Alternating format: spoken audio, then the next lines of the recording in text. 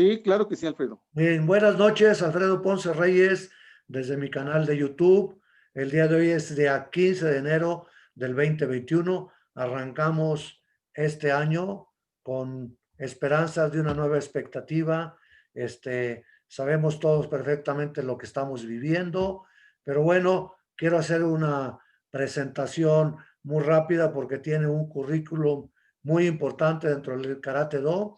Pues mi idea es que el sensei Víctor Cuadros Cañizales, que fue un gran competidor, principalmente yo lo recuerdo de Kumite, cinta negra quinto dan en Chitoryu. Él prácticamente se hizo en lo que viene siendo aquel memorable dojo en Butoku Kai, en División del Norte, enfrente de lo que es la alberca olímpica. Bueno, Víctor Cuadros empezó siendo competidor muy pronto, antes de recibir su cinta negra como cinta café, ya ganó primero campeonatos nacionales, ya fue campeón nacional cinta café en 1974 en lo que eran los eventos de la Federación Mexicana de Karate. También obtuvo su cinta negra de FEMECA y de instructor, porque eso se acostumbraba y se sigue haciendo, pero antes era una cosa pues bastante compleja de llegar a ser. En 1976 también formó parte de la selección mexicana, obtuvo medalla de oro en 1977 en el primer campeonato centroamericano del Caribe de lo que viene siendo el Karate Do.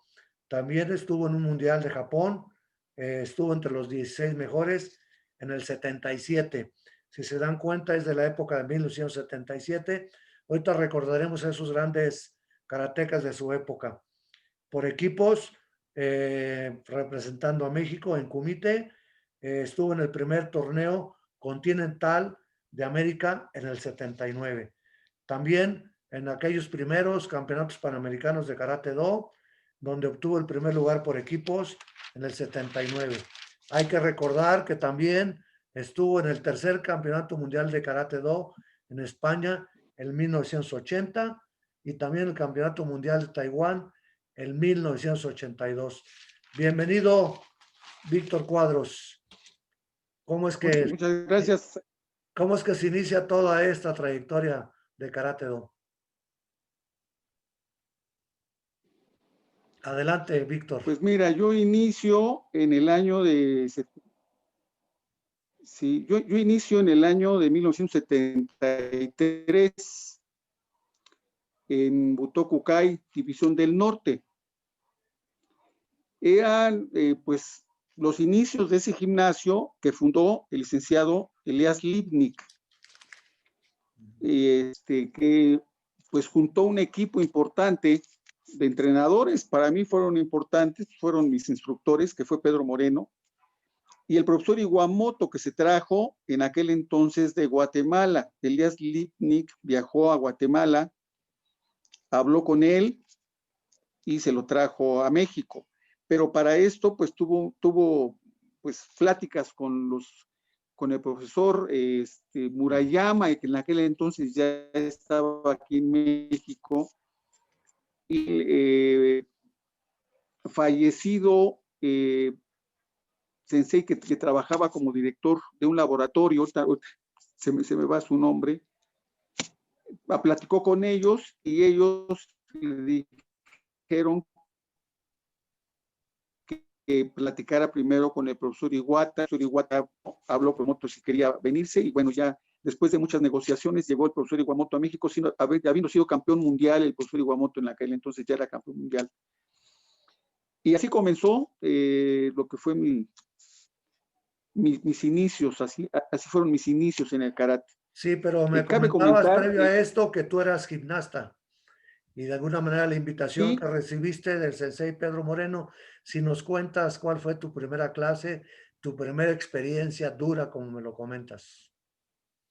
bueno, te comentaba, yo entré porque pues había sido gimnasta olímpico en la preparatoria. Al pasar a la universidad, pues dejé de hacer ejercicio y bueno, Pedro Moreno fue mi tío me invitó a participar en el karate para ver si me gustaba y seguir y continuar con mis ejercicios.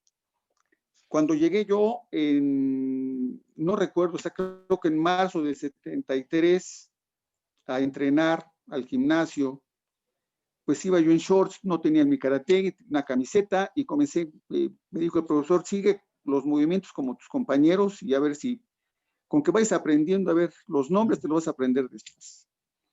Llegamos al kumite al final de la clase y me dice, trata de pegarme, trata de conectarme algún golpe, puede ser en la cara o en el cuerpo, donde tú quieras, trata de pegar. Y pues yo le tenía respeto y pues además era el maestro y dice, oye, pero sí, sensei, y me dice, sí, trata de pegarme. Terminé la clase con una costilla rota. Y lo que me dijo el profesor, esto es karate. Esto es karate. Si te gusta, vas a regresar. Bien, pues Y fue si no una te gusta, prueba pues muy dura. no hay nada perder. Sí, fue muy Sí, duro. Ese fue mi inicio en el karate. Fue, Víctor Cuadros, la verdad, para un principiante, pero un si recuerdas, novato, Alfredo, sí. Sí, dime. pero si recuerdas en aquel entonces, el karate, había mucho contacto en aquel entonces en el karate, Alfredo. En aquel entonces no había protecciones. Sí, Verdaderamente era el karate a mano limpia, o sea, lo que es la definición de karate. No había protección, excepto la concha que en aquel entonces usaban algunos, casi no todos, porque acuérdate que nos decían que teníamos que usar concha en aquel entonces, comenzaba ya la protección para el karateca, ¿no? Pero eran contactos fuertes. De hecho, pues tú sabes, o sea, siempre salían los torneos, salía mucha gente lastimada, tenemos que tener ahí lo que son paramédicos atendiéndonos, ¿no?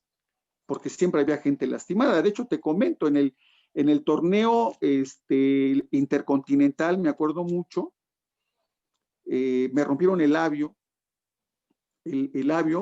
me sacaron los dientes, o sea, los dientes se me veían por fuera, el labio quedó abajo, o sea, una cortada, el paramédico me jaló el labio hacia abajo para sacarme los dientes y me dijo, no tenemos anestesia, te voy a coser así, no hay problema. Le digo, no, pues no hay problema.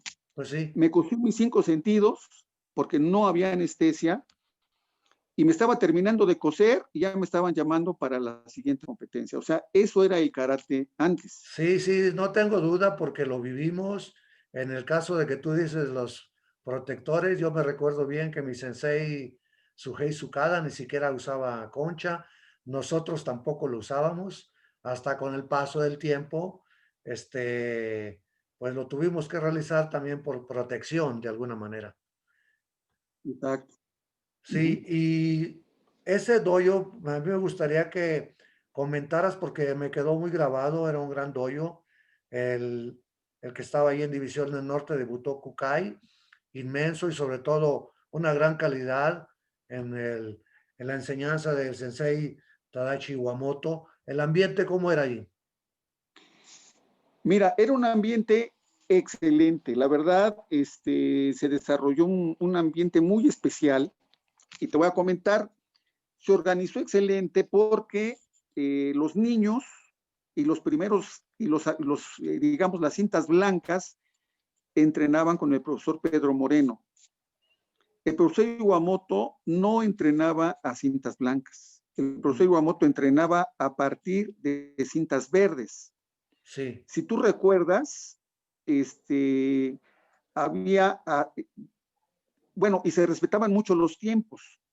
En aquel entonces el profesor Iwamoto no permitía que hicieras kumite en cinta blanca. Era básicos y era kata, pero no había competencia. De hecho, había torneos y él no permitía que los cintas blancas y cintas verdes fueran a competencia, no lo permitía. Era muy estricto el entrenamiento, de mucho básico y kata. Mucho básico y kata. Olvídate, el ambiente era muy fuerte porque todos queríamos entrenar con el profesor Iwamoto. y Claro, todos entonces queríamos tenía llegar que ya hacer el máximo esfuerzo para llegar a cinta verde y estar con él. y estar con él, Sí. porque nadie que fuera cinta blanca podía entrenar con él. Entonces, se hacían torneos internos de cintas blancas para ver cómo estaba la técnica, él los veía, pero no permitía que se hiciera kumite. Ahora, había mucho respeto en cuanto al tiempo en el que avanzabas para hacer exámenes, o sea, ahí no había el favoritismo que comenzó a ver después. Él supervisaba el entrenamiento de los cintas blancas y hasta que no veía él que el cinta blanca ameritaba pasar de Q, para esto pasaban 2, 3, 4 meses, que eso a veces lo que nos desesperaba, Mm. porque era mucho el entrenamiento y teníamos que estar bajo la supervisión del maestro y no nos dejaba hacer examen hasta que él no veía que técnicamente podíamos avanzar en el grado siguiente de cinta blanca. Realmente eso Entonces, definió la olvida, calidad en esa época, Víctor Cuadros.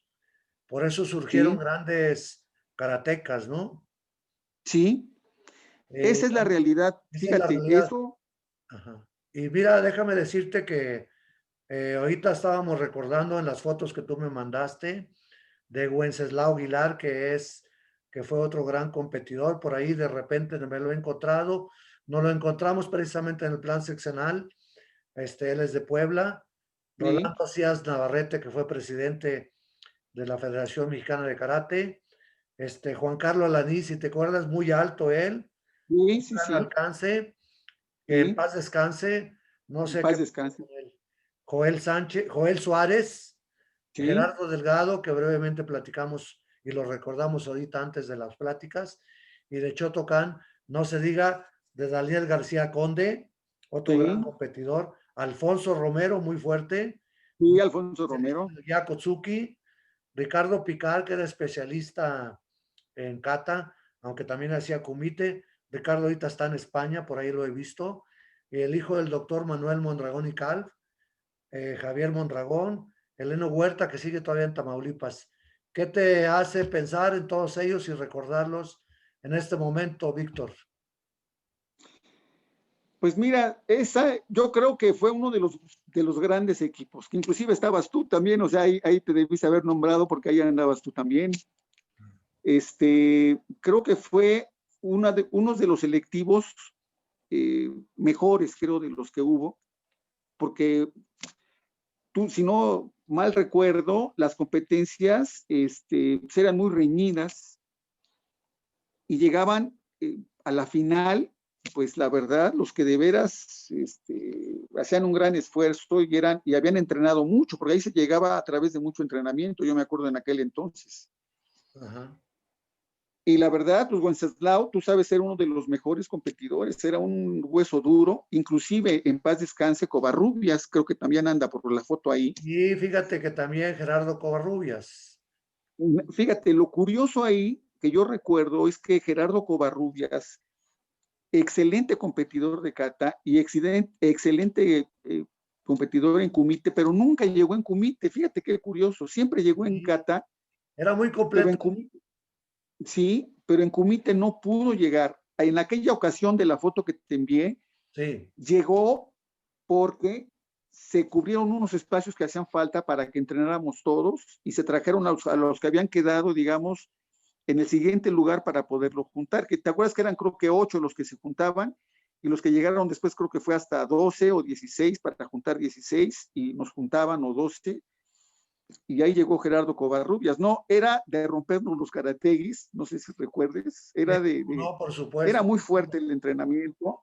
Sí. Estaba allí el profesor Murayama y pues las rivalidades surgían porque pues estaba en aquel entonces Shotokan muy fuerte, Shito Ryu muy fuerte, Goyo Ryu, y surgían las rivalidades pues la verdad sí chocábamos muy fuerte, Y acuérdate, de los inclusive estábamos campeonatos en nacionales era entrenamiento, muy fuerte. Nos tocó ¿sí? todavía aquellos campeonatos nacionales donde no había categorías por pesos. No Enfrentar había por más peso, pequeñito, otro exacto, más grande. Ahora sí que el que te tocara. así es, así era. Ajá. Entonces ahí, pues eran combates y sin protección. Sí. Entonces eran combates muy fuertes. Inclusive entrenábamos en el CEDOM y créeme, o sea, parecía que estábamos en torneo, nos tenían que separar en ocasiones porque eran competencias, o sea, ahí no íbamos a jugar, no íbamos no, ahí se decía, vamos a competencia y era competencia. Sí, era fuerte. Yo recuerdo, fíjate que yo he visto los últimos entrenamientos y a raíz de que el profesor Iwamoto volvió, o sea, regresó a México. ¿Estuvo el año pasado o antepasado? Antepasado, él Antepasado. está viniendo hace 3 años, está ya viniendo a México, hace 4 años creo. Sí. Y lo que él nos comentaba es que nos hizo falta, a él le hizo falta tiempo de estar con nosotros. Fíjate hasta cuándo lo vine a reconocer.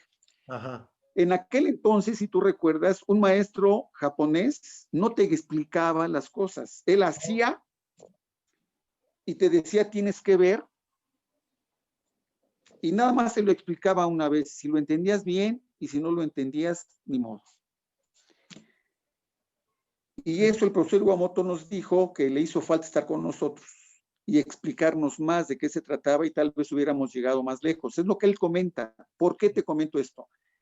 Yo me he dado cuenta que, ahorita, que el karate ahora es más físico, o sea, te preparan más físicamente, pueden hacer tal vez mayores saltos o pueden avanzar más o no, pueden hacer algunas otras cosas que antes no se hacían porque desarrollas más el físico que antes. Antes era más técnica, antes el karate era más de choque y era un karate que era realmente una defensa y un ataque. No sé si recuerdas, antes no nos trenzábamos en golpes.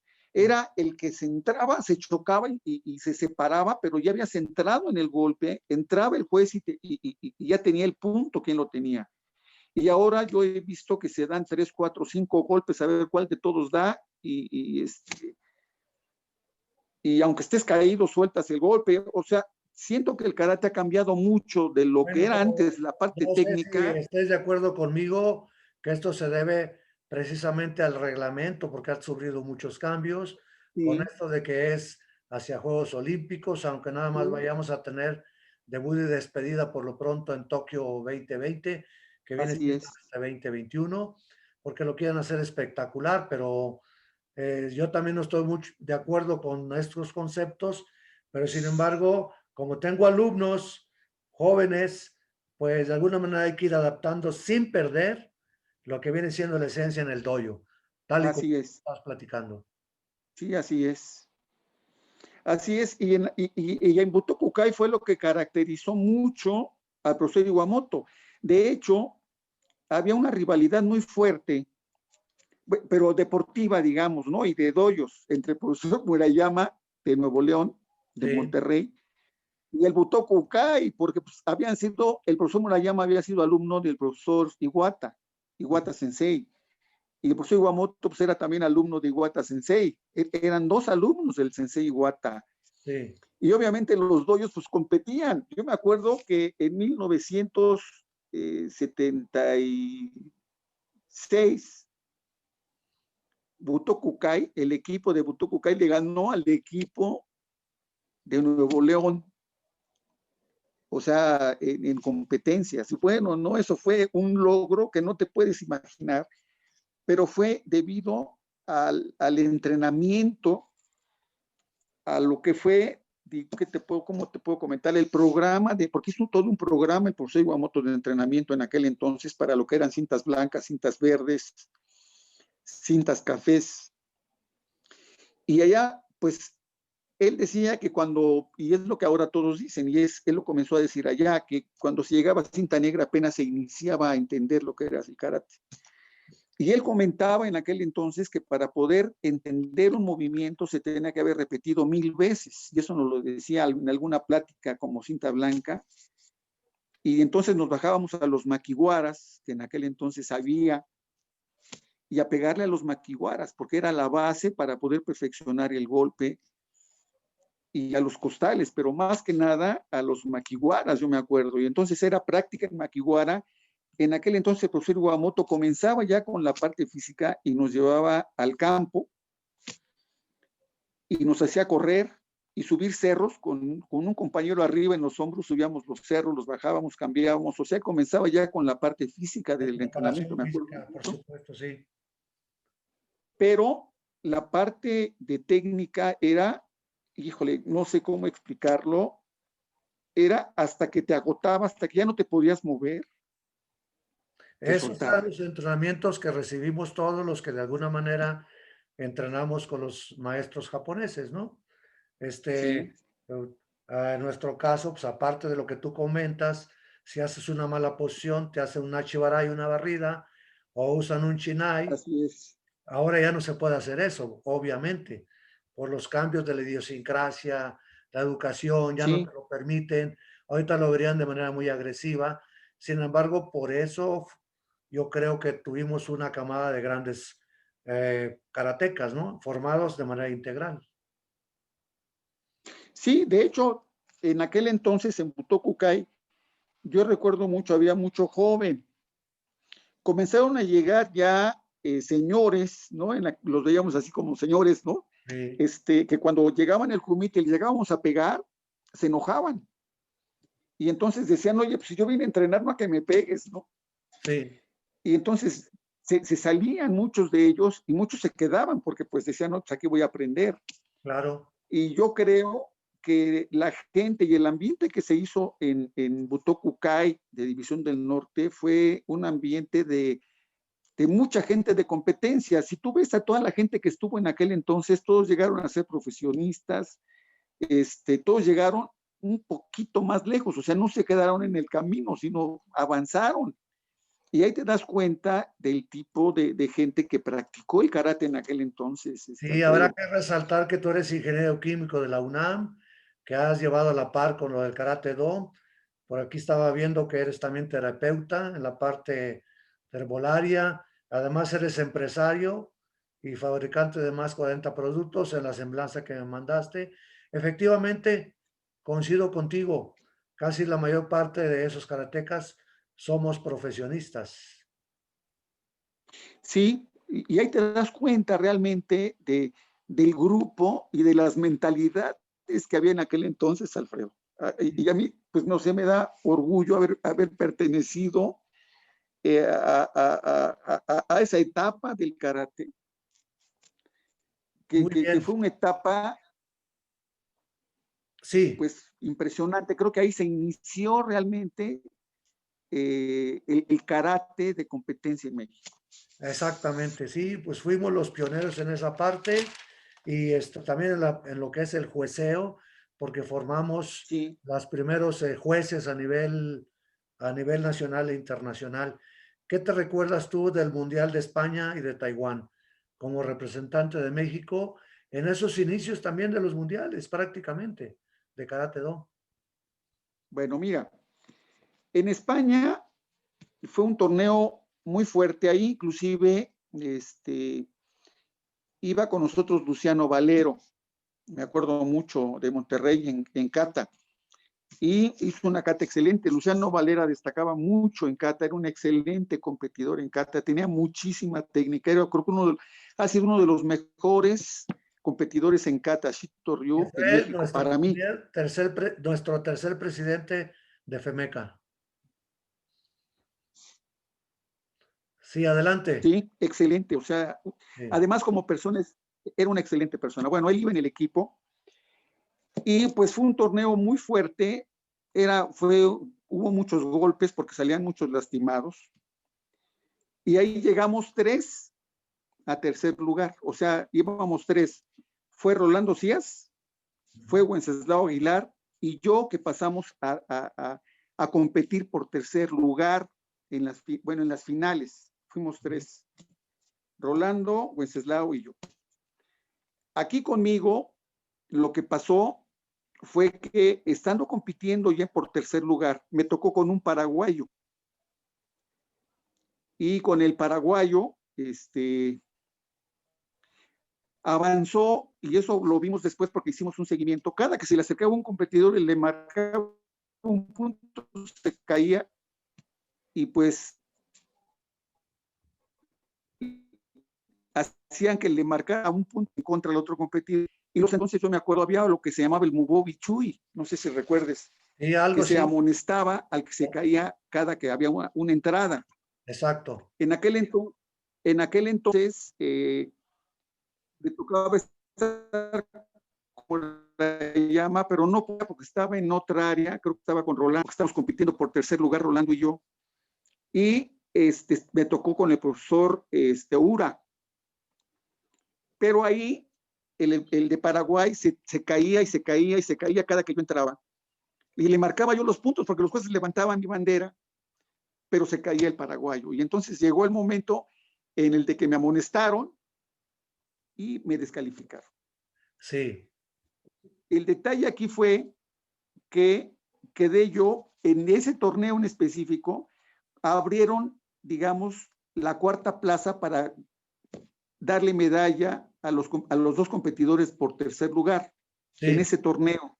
ajá, Entonces ahí no había la otra medalla ni el trofeo para el otro competidor por tercer lugar.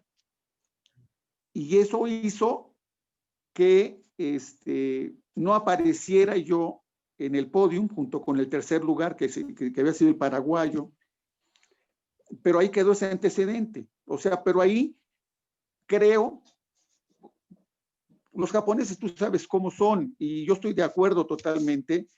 Ahí otro entrenador cuando salimos le dijo, ¿por qué no reclamaste Mubobi Chui? Si ganó tu competidor, ¿por qué no le marcaron Mubobi Chui al de Paraguay? Ese señor no. Y le dijeron, es que perdió, ni modo, dice, Japón, regla de Japón es así, hay que respetar a jueces. claro. Entonces, ese fue el detalle. Pero yo llegué a competir por tercero y cuarto lugar en el Mundial de Japón, de España. España. Sí, ahí siento, y te lo digo con toda la honestidad, que le gané a esta persona, pero pues en aquel entonces, pues ni modo, las reglas habían cambiado y pues se caían y los premiaban con puntos, ¿no? Ni Así, hablar. muy bien. Dos Pero años déjame comentar, después. Ah, sí, adelante. en el primer torneo, yo me acuerdo mucho en el primer torneo que fui a Japón, que fue en el 77, Sí, me impresionó mucho porque fue el primer torneo mundial al que yo asistí. No había pesos, no había protecciones, como bien comentabas tú. Al equipo, fue en Japón, nos pusieron en un lugar especial, a todos los equipos los ubicaron en lugares especiales. Y lo que más me llamó la atención de los mundiales en aquel entonces era que todos los competidores, la mayor parte, creo que del 100% de competidores, había un 20-25% que salía lastimado y los sacaban en camilla, y las camillas pasaban frente al equipo de México, ¿no? Porque estaban los paramédicos juntos. Yo nada más veía que pasaban los competidores así todos llenos de sangre y todo, porque así eran los torneos. sí, muy impresionante todo. Cuando llegamos a España, comenzó a ver en los nudillos, los Los, protectores en los sí, nudillos. los nudilleros, esos sencillitos. Ajá. Y ahí fue. Ya cuando fuimos a Taiwán, habían cambiado muchísimo ya las reglas, ya se mantenía otro tipo ya de protector en el nudillo, ya no era el mismo, ya había cambiado. Y creo que después de Japón, por las reglas que comenzaron a cambiar, comenzó a bajar un poquito el nivel técnico en los torneos, pero bueno, sí. Bueno, pues son las cuestiones que ahorita estamos viviendo, aunque no estemos muy de acuerdo con ello. Pero, ¿qué pasó con Elias Lipnik? Para más o menos ahorita concretar esto, la verdad hizo una gran labor en ese super dojo. A mí me encantaba. Solamente fui a observar algunas ocasiones. En ese lugar me encantó. Bueno, mira, aquí todos lo hemos comentado, el dojo con mucha visión, Elias Lipnik era un hombre con mucha visión, él es psicólogo, él ahorita se encuentra viviendo en Mérida, pero es psicólogo y él siguió su carrera, se fue como psicólogo. Pero el dojo lo creó Elias Lipnik con mucha visión, pero ya no tenía tiempo el de atenderlo y entonces le dejó la responsabilidad al profesor Iwamoto y a la gente que estaba con el profesor Iwamoto para que continuara con la parte del dojo, pero él se tuvo que ir a sus negocios. ¿Por qué? Pues porque eran de familia y él continuó con el negocio de la familia porque pues lo exigían así las circunstancias. Ese fue el gran error, porque Elias Lipnik tenía una visión totalmente diferente como empresario en el dojo. Tenía una visión, pues el hecho de haberlo traído, de haber traído al profesor Iwamoto, de haber juntado un grupo de preparadores, ¿no? Vinieron competidores de Japón que trajo el profesor Iwamoto, olvídate, o sea, fue un buen equipo el que se trajo, pero al delegarlo a la parte técnica, que no tenían idea de lo que era una administración. Claro, sí. Entonces, comenzó a decaer. Esa fue, creo, La razón por la cual después vino a menos. exactamente. Sí, Esa fue la razón. O sea, ajá. perdieron una guía administrativa muy importante al empresario que había generado, que había creado el dojo y pues como Pues mira, practicante tú, en ese momento y esa época se conjuntó muy bien la parte empresarial administrativa con la parte técnica, ¿no? totalmente, ese fue el éxito del dojo. Es Ahora, todo dojo pues debe tener eso y es un complemento que deben ser totalmente independientes, la parte administrativa y la parte técnica. muy Porque bien. una cosa es la parte administrativa del dojo y otra parte es la técnica, ¿sí?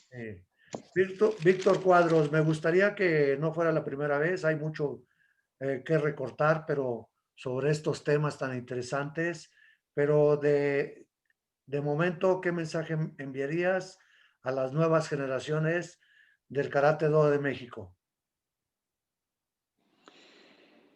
Pues mira, el karate creo que es algo maravilloso, eh, creo que te hace crecer, es formativo el karate, te hace una persona con una visión diferente, te da madurez, te da forma de ver las cosas de una manera en la que puedas tú eh, perseverar para alcanzar las cosas, te hace una persona que no permites o que no entiendes lo que es perder, sino te hace una persona cuando vas verdaderamente a karate que tienes que ganar. De hecho, cuando se inicia el karate con gente de Japón, los que entrenaban karate, no sé si recuerdes que llegaban los barcos holandeses, ingleses, y los japoneses que comenzaban a desarrollar el karate se entrenaban en el bosque y se iban a competir en los bares, a retar a los marinos, que eran gigantes en aquel entonces por las estaturas que tenían los japoneses,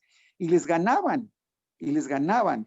Entonces el karate es ganar, el karate es crecer, el karate es competir, porque el karate es competencia, el karate no es de que voy a ver si, qué voy a hacer, ¿no? Que creo que es lo que está pasando muchas veces. El Ajá. karate es voy y compito porque quiero ganar y voy a ganar, porque antes era vida o muerte el karate, así comenzó el karate, y la palabra, el karate, el desarrollo era vida o muerte, era ganar o morir. Uh-huh.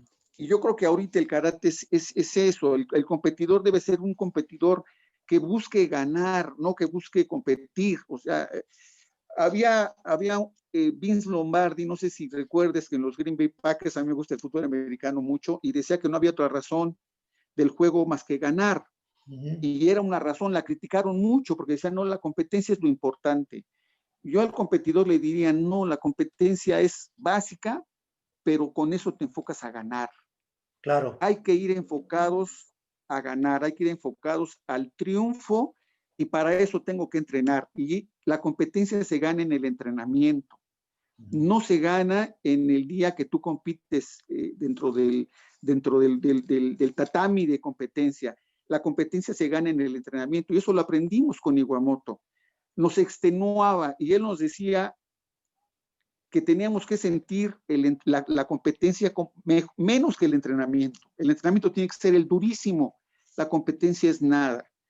Entonces a los jóvenes yo les diría que los torneos se ganan entrenando, que los torneos se ganan en el dojo, no en el tatami de competencia, se ganan en el dojo, entrenando verdaderamente hasta hasta el cansancio, y a repetir. A muchos no les gusta repetir. El profesor Guamoto nos decía, después de que tires 1000 maigueris o 2000 maigueris, vas a entender que es un maigueri.